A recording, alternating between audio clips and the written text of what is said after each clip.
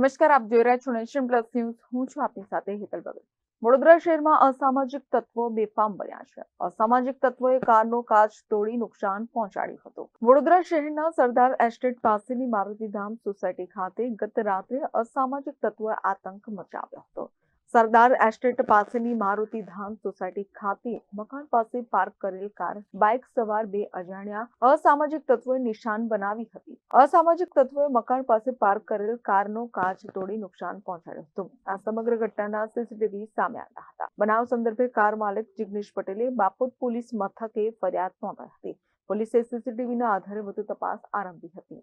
કાલે રાત્રે અજાણ્યા બે શખ્સો આવી અને આ અમારી ઘરની બહાર ગાડી ઊભી હતી એને પથ્થરો મારીને નુકસાન કરેલું છે. આ મોટા મોટા આવા પથ્થરો માર્યા છે અને ગાડીને નુકસાન કરેલું છે. બીજી બધી ગાડી પડી હતી એને પણ નુકસાન કરેલું છે.